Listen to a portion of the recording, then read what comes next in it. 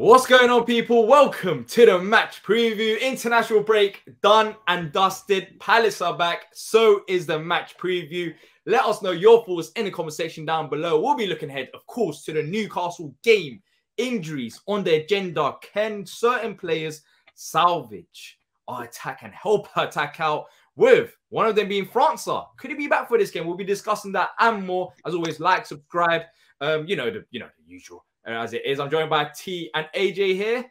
Boys, how we doing, man? What do you think of the international break? I've been happy as a Turkey fan. We're there in Germany. I will be there.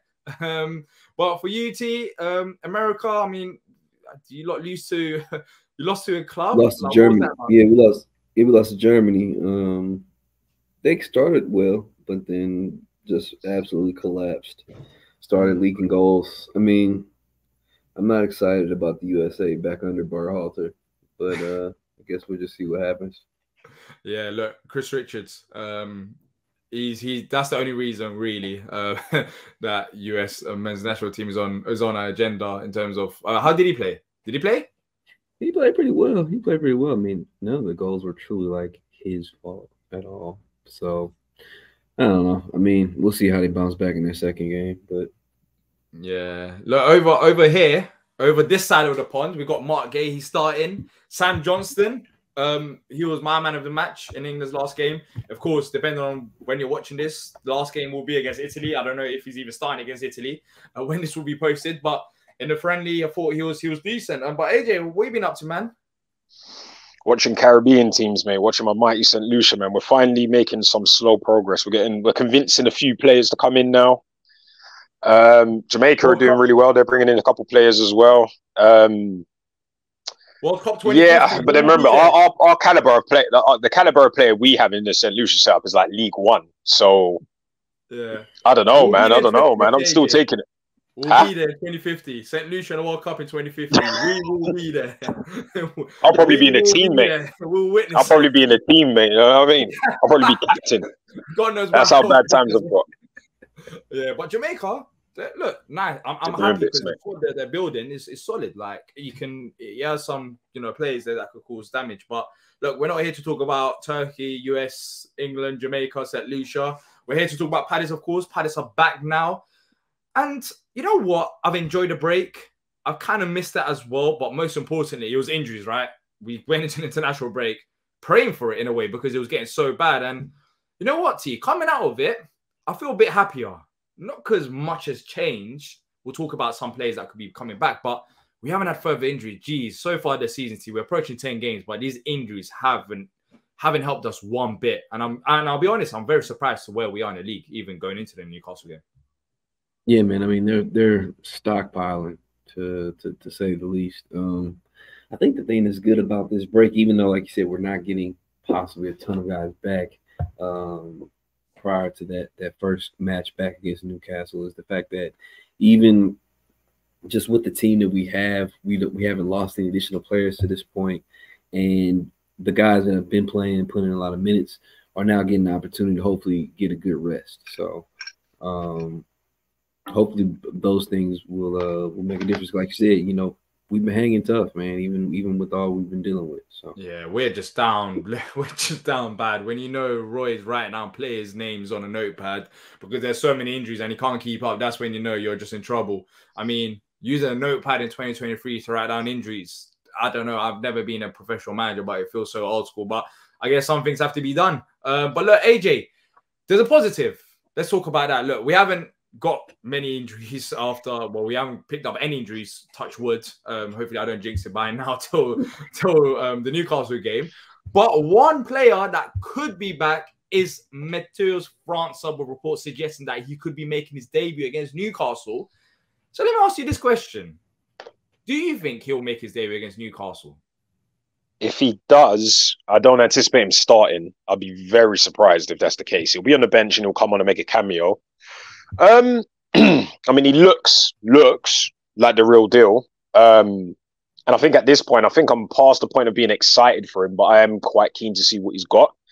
Rumor has it Elise is on track to return. God knows what's going on with the other players. I mean, there's a lot of names on that list that we need to return. But considering where we are in the league, and how we've managed to kind of somehow soldier on without those players, I think it can only mean things are on the up when those players do eventually return. But it's about time we see what this kid can do, man. I'm quite keen to see, you know, what you got to understand. Well, I don't have to tell you, but with Eze out of the team, maybe he might potentially play in that number 10 position. That might be an opportunity for him to showcase what he can do.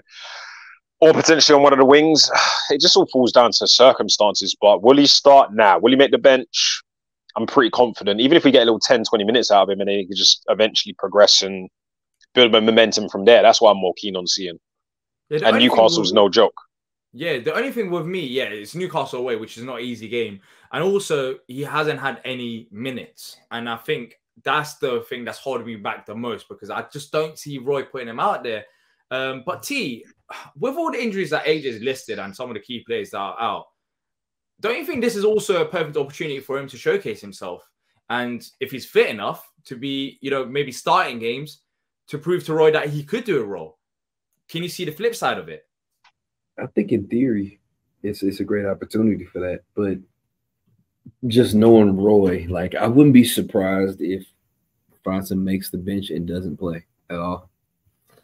I would not be surprised by that whatsoever. I don't know, man. I mean, not only is he a new guy, he's a new guy and he's really young. I mean, we're talking about 19. Like people don't understand. Like Franca's younger than Naoya Hamada. He's younger than Jaden than Jaden Raymond. Like he's young. Elise. So yeah, he's younger than Elise. So we're talking about everyone. Yeah, we're talking about a guy in a brand new environment, brand new country, super young. Like you said, has played 0 minutes.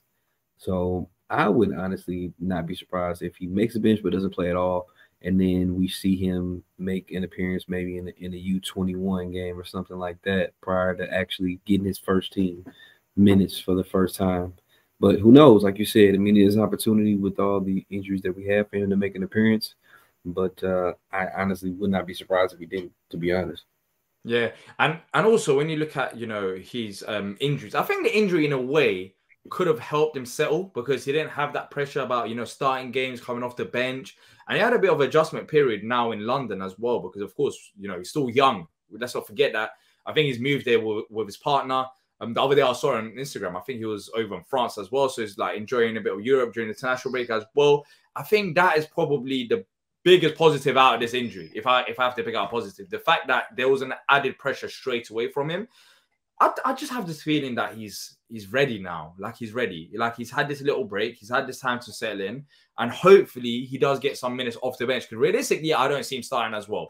I guess you let us know what you think in the comment section down below. But as we've said, look, he hasn't had any minutes for a very long time. Coming back from an injury. Hasn't even played for the under-21s as well. So it's like you have to also be realistic with your expectations out on the football pitch. I mean, how much can you expect from a 19-year-old who hasn't had that many minutes? But then again, I would like to see him have meaningful minutes coming off the bench if the game, you know, is going our way or if we need a bit more creativity. And when I say meaningful, that's not 1 minute. That would be, you know, 15 minutes at least. I think that would be nice, meaningful minutes for France to start in. And look, let's look at the league table, of course, coming out of this international break. League table pre-game week 9. Palace are still sitting 9th. I mean, we're joint points with Man United, above Chelsea, only one less than Newcastle. Now that we're reaching the 10-game mark, which is a mark that I've looked at to see what we can do this season, and 10 games in, we still haven't seen Elise play, Franca play. We've had Edouard out injured in a few games. Even Roy Hodgson was out in a game as well. Has expectations changed? I'll start with you, T, in terms of what we can actually achieve this season when you add into context with all the players yet we're to see in this Palace squad. I think the expectations can start to see themselves change a little bit just because of the ability to get results with the lack of continuity on the pitch as far as your top guys. I mean, we're talking about injuries to some of our most important players like Elise, Lerma, now Eze, Decore, the list goes on. Was out injured. Was out injured. Yeah. But through all of this, we're talking about a team who is leading the Premier League in clean sheets. We are, I think, top 3 or top 4 in total defense and in I believe goals goals against. So we're talking about a team that is extremely defensively resolute.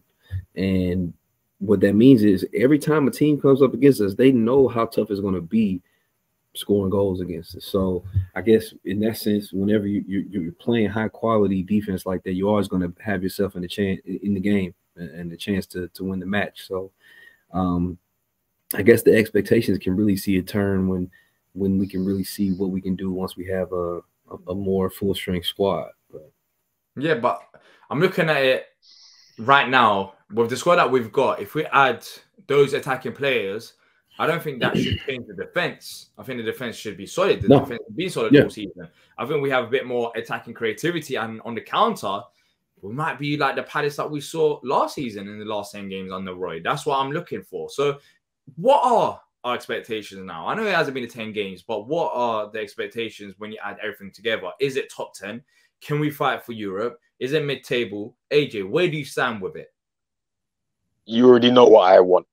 Everybody knows what I want. But we're in the league, FIFA vibes. But in all seriousness, I think I'm going to have to follow your philosophy on this one, D. I think, yeah, it is one game at a time.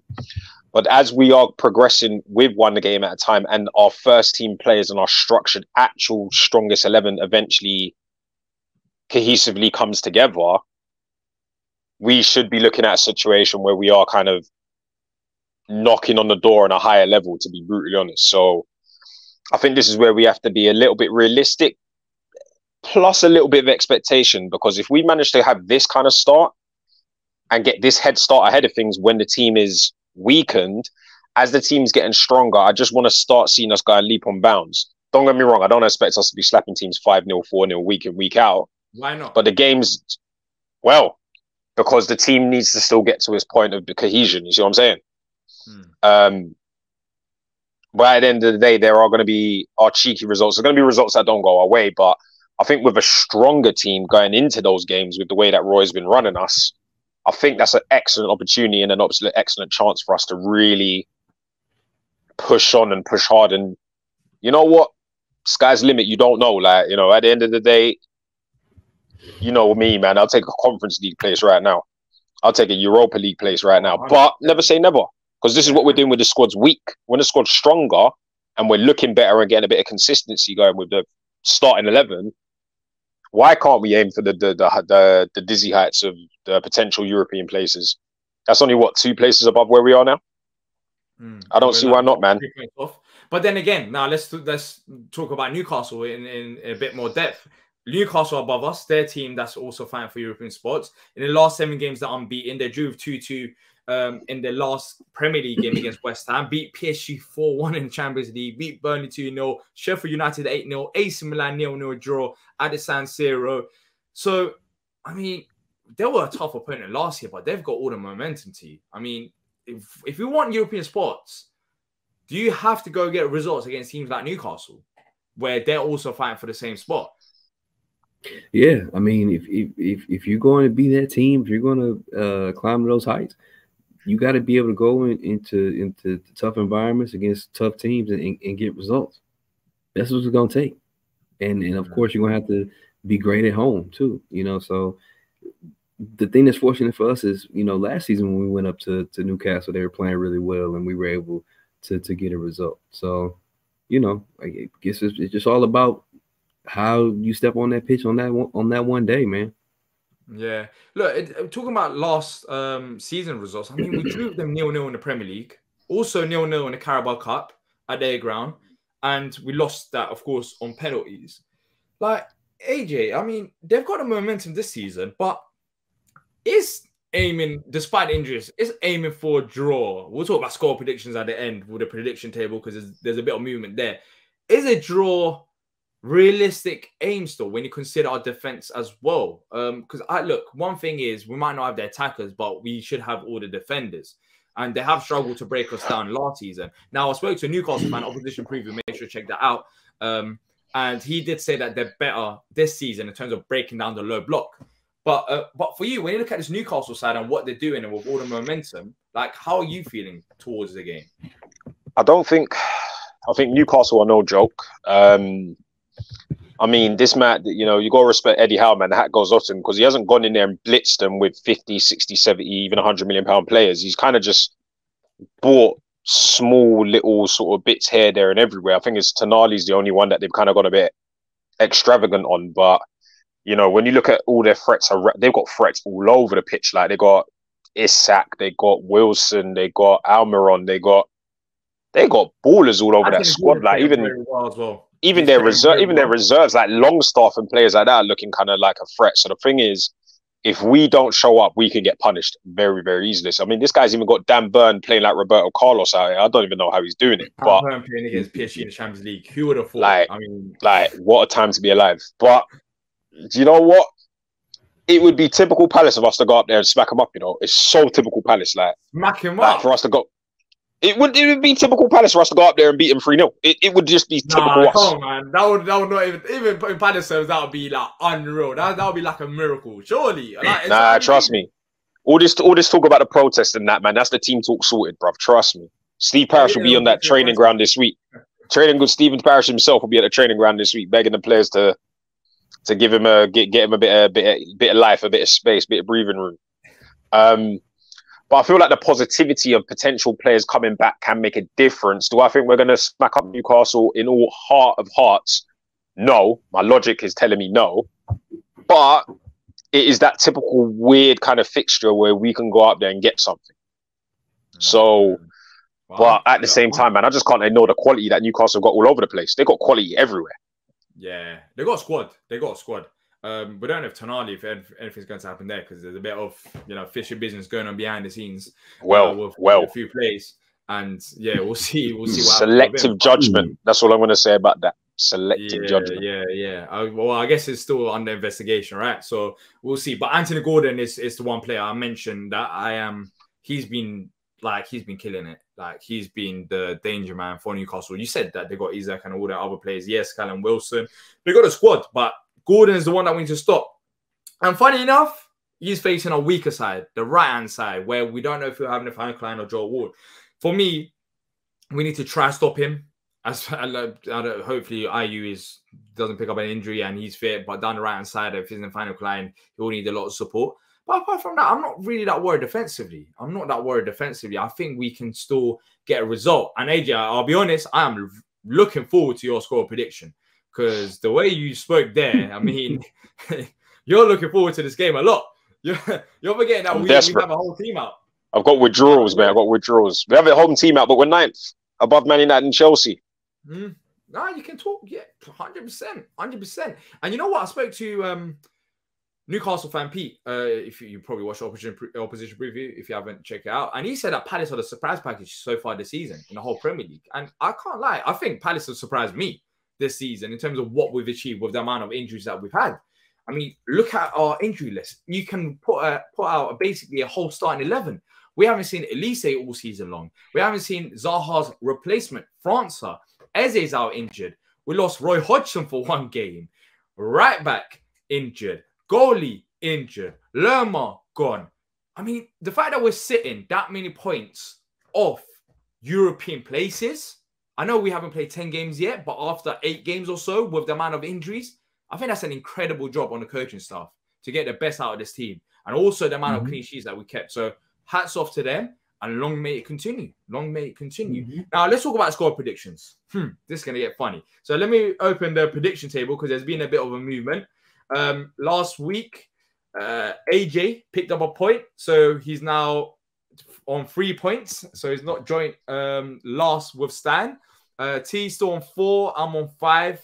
T and Stan predicted a win against Forest. AJ and I predicted a draw. So we managed to get points. Look at it. 5, 4, 3, 2. Now we've got a new crown, the king. Now it's me at the top. I'm letting go of T. T, enough. We'll join 4. We'll join on 4 points for how long? Now let's talk about this week's predictions. Now I'll start off.